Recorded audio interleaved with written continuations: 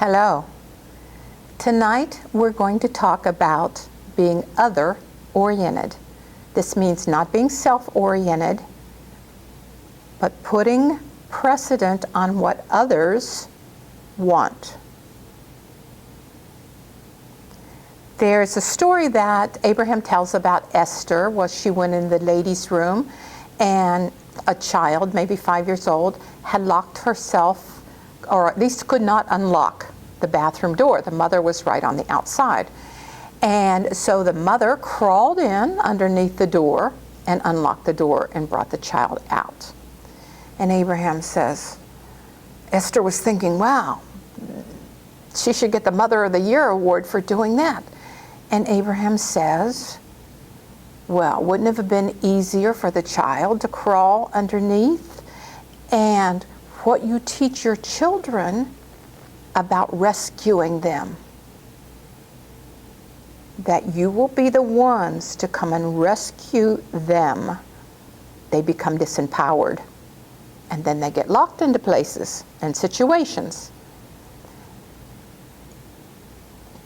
So, the moral of the story is, when we're young, we do not learn self-orientation.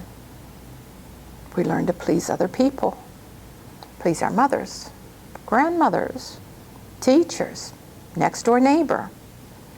And so when we come into a relationship with somebody else, we transfer that power to them. We say, this is what I need you to be. We say, I need you. You complete me. When you give someone else that responsibility, you give up your own responsibility for completing yourself. And you do, you complete yourself, but only if you take that responsibility. It's an impossible place you put yourself in when you're dependent upon the behavior of someone else, because that takes a lot of trust in somebody else, and you can't control that.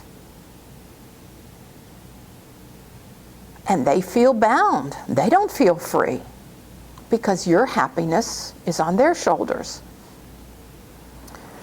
So, don't try to be all things to all people. Just be whatever you are. You're magnificent. You're well balanced. Have fun with this. You said, I'm wanting to go forth into the physical plane. I want to live with joy, and I want to gather around me others that do the same thing. So when you see others in pain, don't condemn them for their pain, and don't try to fix their pain. Fixers will always find people to fix. Give your attention to their potential for freedom. And that might be the catalyst that will lead them out of their pain. None of us are the total answer to anyone else. Look for more reasons to see positive aspects in others, in yourself, in whatever you're doing. Play the game of yeses. And when you wake up in the morning, you're coming back into the physical world from having the attraction stop while you're asleep. Just worry about what's around you right then. Try to get yourself focused where you can set the tone on that, and then you can get further in your day with it. But don't start thinking first thing in the morning about what's the end game for today. How is this all going to turn out? The same thing with relationships. Enjoy them in the moment, where they are. Don't get so far ahead where you're saying, this person is my end all to be all. Without this person, I can't survive. I love him. I love her. No. Enjoy the moment. Find positive aspects in the moment.